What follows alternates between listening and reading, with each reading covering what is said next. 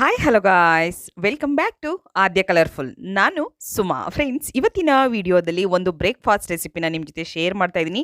ತುಂಬಾ ಈಸಿಯಾಗಿ ನೀವು ತುಂಬ ಟೇಸ್ಟಿಯಾಗಿ ಕೆಲವೇ ನಿಮಿಷಗಳಲ್ಲಿ ತಯಾರಿಸ್ಬೋದು ರುಚಿಯಾದ ಒಂದು ರೆಸಿಪಿ. ಸೊ ಈ ಒಂದು ಟೊಮ್ಯಾಟೊ ರೈಸ್ನ ಈ ರೀತಿ ಮಾಡಿದ್ರೆ ಇನ್ಮೇಲೆ ನೀವು ಹೋಟೆಲಲ್ಲಿ ತಿನ್ನೋದನ್ನೇ ಮರೆತು ಬಿಡ್ತೀರಾ. ಅಷ್ಟು ಟೇಸ್ಟಿಯಾಗಿ ಕೆಲವೇ ನಿಮಿಷಗಳಲ್ಲಿ ರುಚಿಯಾದ ಒಂದು ಟೊಮ್ಯಾಟೊ ರೈಸನ್ನು ಮಾಡುವಂಥ ವಿಧಾನವನ್ನು ತಿಳಿಸ್ಕೊಡ್ತಾ ಇದ್ದೀನಿ. ಸೊ ಫ್ರೆಂಡ್ಸ್, ಒಂದು ಮಿಕ್ಸಿ ಜಾರ್ ತೊಗೊಳ್ತಾ ಇದ್ದೀನಿ. ಈ ಮಿಕ್ಸಿ ಜಾರಿಗೆ ನಾನು 2 ಟೊಮ್ಯಾಟೊನ ಉದ್ದುದ್ದವಾಗಿ ಕಟ್ ಮಾಡಿ ಹಾಕ್ಕೊಂಡಿದ್ದೀನಿ. ನಂತರ ಇದಕ್ಕೆ 1 ಸ್ಪೂನ್ ಆಗುವಷ್ಟು ಅಚ್ಕಾರದ ಪುಡಿನ ಹಾಕ್ಕೊಂಡಿದ್ದೀನಿ. ರೆಡ್ ಚಿಲ್ಲಿ ಪೌಡರ್ನ ಹಾಕ್ಕೊಂಡಿದ್ದೀನಿ 1 ಸ್ಪೂನ್ ಆಗುವಷ್ಟು. ಇಷ್ಟನ್ನು ನಾವು ಗ್ರೈಂಡ್ ಮಾಡ್ಕೊಂಬರೋಣ.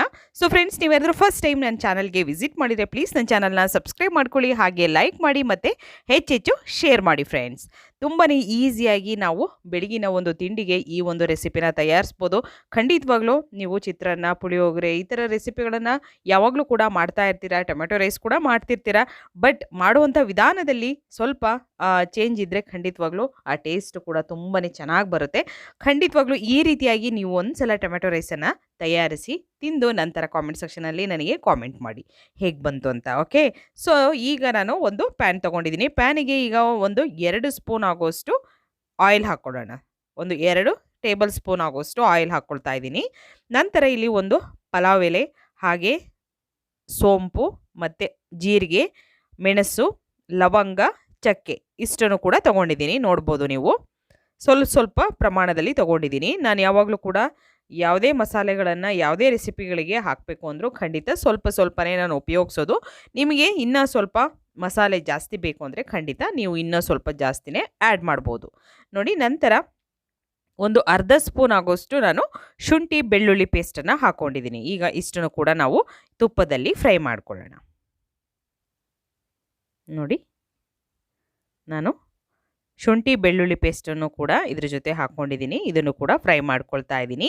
ಸೊ ಯಾವಾಗಲೂ ಕೂಡ ಒಂದೇ ಥರದ ತಿಂಡಿಗಳನ್ನು ತಿಂದು ಬೇಜಾರಾಗಿದ್ದರೆ ಈ ದಿಢೀರಾಗಿ ತಯಾರಿಸುವಂತಹ ರುಚಿಯಾದ ಒಂದು ಟೊಮೆಟೊ ರೈಸನ್ನು ನೀವು ತಯಾರಿಸ್ಬೋದು. ನಂತರ ಒಂದು 2 ರಿಂದ 3 ಹಸಿರು ಮೆಣಸಿನ್ಕಾಯಿನ ಉದ್ದುದ್ದವಾಗಿ ನಾನು ಕಟ್ ಮಾಡಿ ಹಾಕ್ಕೊಂಡಿದ್ದೀನಿ. ಸೊ ಅದನ್ನು ಕೂಡ ಈಗ ತುಪ್ಪದಲ್ಲಿ ಫ್ರೈ ಮಾಡ್ಕೊಳ್ಳೋಣ. ಹಸಿರು ಮೆಣಸಿನ್ಕಾಯಿನ ನಾವು ತುಪ್ಪ ಅಥವಾ ಎಣ್ಣೆಯಲ್ಲಿ ಫ್ರೈ ಮಾಡಿ ಉಪಯೋಗಿಸೋದ್ರಿಂದ ಗ್ಯಾಸ್ಟ್ರಿಕ್ ಆಗೋದಿಲ್ಲ. ಸೊ ಹಾಗೆ ಕೆಲವೊಂದು ತಿಂಡಿಗಳಲ್ಲಿ ಹಾಗೆ ಕೂಡ ಹಾಕಿರ್ತಾರೆ. ಸೊ ಹಾಗೆ ಹಸಿರು ಮೆಣಸಿನ್ಕಾಯಿನ ಉಪಯೋಗಿಸೋದ್ರಿಂದ ಗ್ಯಾಸ್ಟ್ರಿಕ್ ಆಗುತ್ತೆ. ಸೊ ಅದನ್ನು ಎಣ್ಣೆಯಲ್ಲಿ ಅಥವಾ ತುಪ್ಪದಲ್ಲಿ ನಾವು ಸ್ವಲ್ಪ ಫ್ರೈ ಮಾಡಿದ್ರೆ ನಮಗೆ ಆ ಒಂದು ಸಮಸ್ಯೆ ಬರೋದಿಲ್ಲ. ನಂತರ ಒಂದು ಈರುಳ್ಳಿಯನ್ನು ನಾನು ಈ ರೀತಿ ಉದ್ದುದ್ದವಾಗಿ ಕಟ್ ಮಾಡಿ ಹಾಕ್ಕೊಂಡಿದ್ದೀನಿ. ಅದನ್ನು ಕೂಡ ಫ್ರೈ ಮಾಡ್ಕೊಳ್ತಾ ಇದ್ದೀನಿ. ಸೊ ತುಂಬಾ ಈಸಿಯಾಗಿ ಮಾಡ್ಬೋದು, ದಿಢೀರಾಗಿ ಮಾಡುವಂಥ ಒಂದು ರೆಸಿಪಿ ಇದು. ನಿಮಗೆ ಅಥವಾ ರಾತ್ರಿ ಉಳಿದಿರುವಂಥ ಅನ್ನ ಇದ್ರೂ ಕೂಡ ಅದನ್ನು ನೀವು ಬೆಳಗ್ಗೆ ಈ ಒಂದು ಬ್ರೇಕ್ಫಾಸ್ಟಿಗೆ ಮಾಡ್ಕೋಬೋದು. ಅಥವಾ ಮಧ್ಯಾಹ್ನ ಮಾಡಿರುವಂಥ ಅನ್ನ ಉಳಿದಿದ್ರೆ ಸಂಜೆಗೆ ಸ್ನ್ಯಾಕ್ಸಿಗೆ ಮಕ್ಕಳಿಗೆ ದಿಢೀರಾಗಿ ಮಾಡಿಕೊಡುವಂಥ ಒಂದು ರುಚಿಯಾದ ರೆಸಿಪಿ. ಸೊ ನಂತರ ಈಗ ನಾನು ಇಲ್ಲಿ ಒಂದು ಚಿಟಿಕೆಯಷ್ಟು ಗರಂ ಮಸಾಲ ಹಾಕ್ಕೊಂಡಿದ್ದೀನಿ. ಹಾಗೆ ಒಂದು ಚಿಟಿಕೆಯಷ್ಟು ಅಡುಗೆ ಅರಿಶಿನ ಹಾಕ್ಕೊಂಡಿದ್ದೀನಿ. ಇಷ್ಟನ್ನು ಹಾಕಿ ನಾವು ಮತ್ತೆ ಒಂದು ಸಲ ಮಿಕ್ಸ್ ಮಾಡ್ಕೊಳ್ಳೋಣ ನೀಟಾಗಿ. ಈರುಳ್ಳಿ ಜೊತೆ ಎಲ್ಲ ನೀಟಾಗಿ ಮಿಕ್ಸ್ ಆಗಬೇಕು. ನೋಡಿ, ಈ ರೀತಿಯಾಗಿ ಮಿಕ್ಸ್ ಆಗಿದೆ. ಸೊ ಸ್ವಲ್ಪ ಫ್ರೈ ಆಗಲಿ ಎಣ್ಣೆಯಲ್ಲಿ ಈರುಳ್ಳಿ. ನಂತರ ರುಚಿಗೆ ತಕ್ಕಷ್ಟು ಉಪ್ಪನ್ನು ಹಾಕ್ಕೊಳ್ತಾ ಇದ್ದೀನಿ. ನಾವು ಅನ್ನ ಮಾಡಬೇಕಾದ್ರೂ ಕೂಡ ಉಪ್ಪನ್ನು ಹಾಕ್ಕೊಂಡಿರ್ತೀವಿ. ಸೊ ನೋಡಿಕೊಂಡು, ಕೆಲವೊಬ್ಬರು ಅನ್ನಕ್ಕೆ ಉಪ್ಪು ಹಾಕೋದಿಲ್ಲ, ಅಂಥವ್ರು ಬೇಕಿದ್ರೆ ನೀವು ಇದಕ್ಕೆ ಉಪ್ಪನ್ನು ಜಾಸ್ತಿ ಹಾಕ್ಕೊಳ್ಬೋದು. ಸೊ ಅನ್ನಕ್ಕೆ ಉಪ್ಪು ಹಾಕೋವಂಥವ್ರು ನೋಡಿಕೊಂಡು ಉಪ್ಪನ್ನು ಉಪಯೋಗಿಸಿ ಫ್ರೆಂಡ್ಸ್. ನಂತರ ರುಬ್ಬಿರೋಂತಹ ಟೊಮ್ಯಾಟೊ ಮತ್ತು ಅಚ್ಕಾರದ ಪುಡಿ ಇದೆಯಲ್ಲ, ಸೊ ಅದನ್ನು ಕೂಡ ನಾನಿವಾಗ ಹಾಕ್ಕೊಂಡಿದ್ದೀನಿ. ನೋಡಿ, 2 ಟೊಮ್ಯಾಟೊನ ತೊಗೊಂಡಿರೋದು ನಾನಿಲ್ಲಿ. 2 ಟೊಮ್ಯಾಟೊ ಮತ್ತು ಬೇಕು ಅಂದರೆ ಇಲ್ಲಿ ಕಟ್ ಮಾಡಿ ಕೂಡ ನೀವು 1 ಟೊಮ್ಯಾಟೊನ ಹಾಕ್ಕೊಳ್ಬೋದು. ಸೊ ಜಾಸ್ತಿ ನಿಮಗೆ ಹುಳಿ ಅನಿಸುತ್ತೆ ಅನ್ನೋದಾದರೆ ಸ್ಕಿಪ್ ಮಾಡಿ. ಇಲ್ಲ ಅಂತಂದರೆ ಇಲ್ಲೂ ಕೂಡ 1 ಟೊಮ್ಯಾಟೊನ ಕಟ್ ಮಾಡಿ ಹಾಕ್ಕೊಳ್ಬೋದು ಫ್ರೆಂಡ್ಸ್. ಟೊಮ್ಯಾಟೊ ರೈಸ್ ಈ ರೀತಿ ಮಾಡಿದ್ರೆ ಇನ್ಮೇಲೆ ಹೋಟೆಲಲ್ಲಿ ತಿನ್ನೋದನ್ನೇ ಮರ್ತು ಬಿಡ್ತೀರಾ, ಅಷ್ಟು ಟೇಸ್ಟಿಯಾಗಿರುತ್ತೆ. ತುಂಬಾ ಈಸಿಯಾಗಿ ಮಾಡುವಂಥ ಒಂದು ವಿಧಾನ. ಸೊ ಈಗ ನೋಡಿ, ಚೆನ್ನಾಗಿ ನಾನು ಅದನ್ನು ಫ್ರೈ ಮಾಡ್ಕೊಳ್ತಾ ಇದ್ದೀನಿ. ಮೇಲ್ಗಡೆ ಎಲ್ಲ ಎಣ್ಣೆ ಅಥವಾ ತುಪ್ಪ ಹೀಗೆ ಬರಬೇಕು ನೋಡಿ. ನಂತರ ಈಗ ಇದಕ್ಕೆ ಒಂದು ಅರ್ಧ ಸ್ಪೂನ್ ಆಗುವಷ್ಟು ನಾನು ಧನಿಯಾ ಪೌಡರ್ನ ಹಾಕ್ಕೊಳ್ತಾ ಇದ್ದೀನಿ. ಅಷ್ಟನ್ನು ಹಾಕಿದ ನಂತರ ಚೆನ್ನಾಗಿ ಮಿಕ್ಸ್ ಮಾಡ್ಕೊಳ್ಳೋಣ. ಮಿಕ್ಸ್ ಮಾಡಿ ಒಂದು 2 ರಿಂದ 3 ನಿಮಿಷದವರೆಗೂ ಇದನ್ನು ಚೆನ್ನಾಗಿ ನಾವು ಬೇಯೋದಕ್ಕೆ ಬಿಡಬೇಕು. ನೋಡ್ಬೋದು ನೀವು, ಈ ರೀತಿ ಮಸಾಲೆ ರೆಡಿ ಆಗಬೇಕು ನಮಗೆ. ಹೀಗೆ ಆದರೆ ತುಂಬಾ ಚೆನ್ನಾಗಿ ಬರುತ್ತೆ. ನಂತರ ಕೊತ್ತಂಬರಿ ಸೊಪ್ಪನ್ನು ಹಾಕ್ಕೊಳ್ತಾ ಇದ್ದೀನಿ. ಸ್ವಲ್ಪ ಕೊತ್ತಂಬರಿ ಸೊಪ್ಪನ್ನು ನಾನು ಸಣ್ಣದಾಗಿ ಕಟ್ ಮಾಡಿ ಹಾಕ್ಕೊಂಡಿದ್ದೀನಿ.